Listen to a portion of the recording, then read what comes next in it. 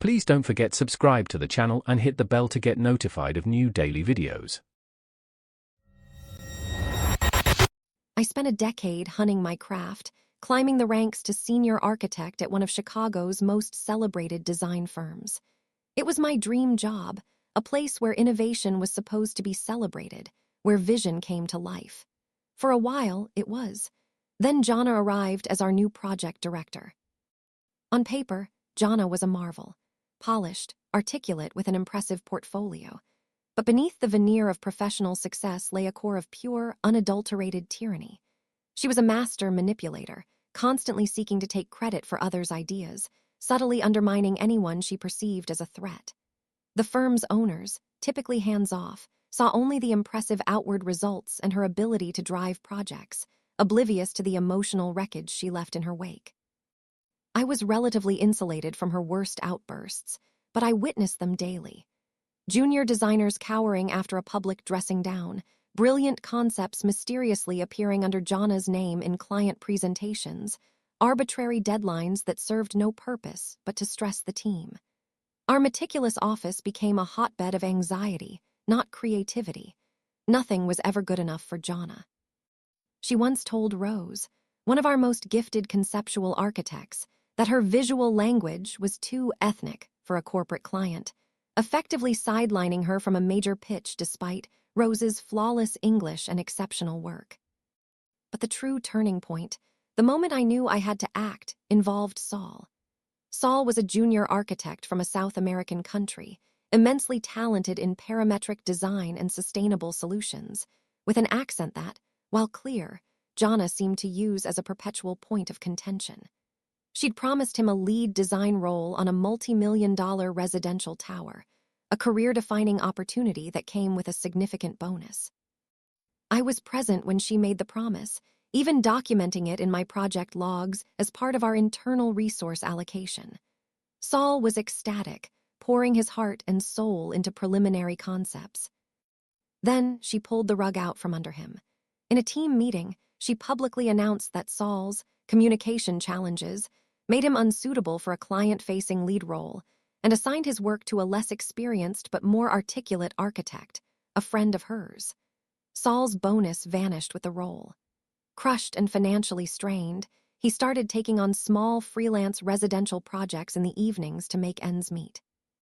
When Jana inevitably found out, she leveraged it against him, claiming it was a conflict of interest, even though the firm didn't have a specific policy against it, and she herself had just stripped him of a major income boost.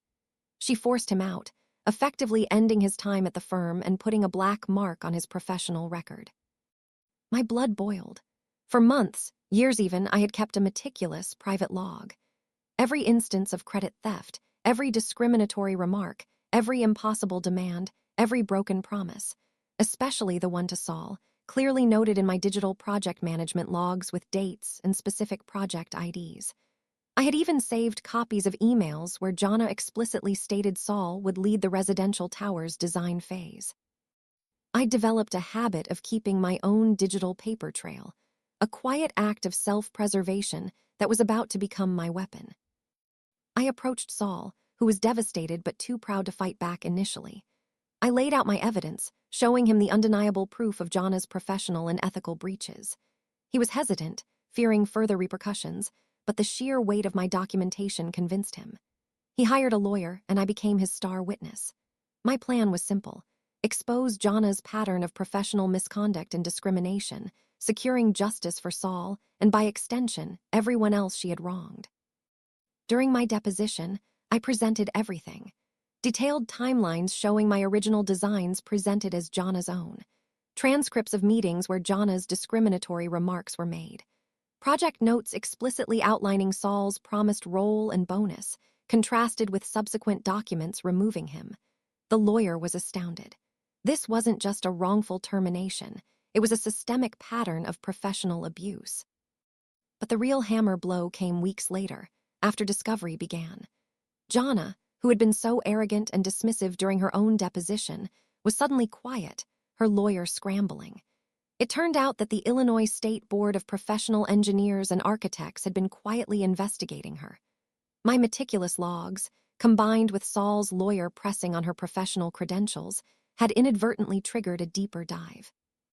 The final, damning truth: Jana's architectural license had not only expired months ago, but it was also discovered that her original Canadian certification, on which her entire professional career had been built, had been revoked years prior for a severe ethical breach involving falsified structural reports on a major project. She had built her entire career in the U.S. on a house of cards, constantly skirting the rules, including just letting her current license lapse. Jana's career imploded. Her license was revoked, making it impossible for her to ever practice architecture again. She faced hefty fines and potential criminal charges for misrepresentation and practicing without a valid license. The firm, under intense scrutiny and facing multiple lawsuits, including one from Saul, was forced to undergo a complete restructuring, losing major clients and laying off staff. Saul, with his name cleared, received a substantial settlement, allowing him to launch his own successful boutique design studio. I saw Jana once after everything, during the firm's liquidation sale. She was a ghost of her former self, the polished veneer completely gone, replaced by a hollow-eyed defeat. She couldn't even meet my gaze. The woman who built her empire on lies and the backs of others had lost everything because of her own deceit and cruelty. Her carefully constructed world, much like the unstable foundations of her past projects, had finally collapsed. Watching her fall was not just satisfying, it was a profound vindication. Some people get exactly what they deserve, and Jana certainly did. I hope she learned that true talent and ethics always win in the end. If you enjoyed this video, please hit the thumbs up button to like it. And please do subscribe to support the channel.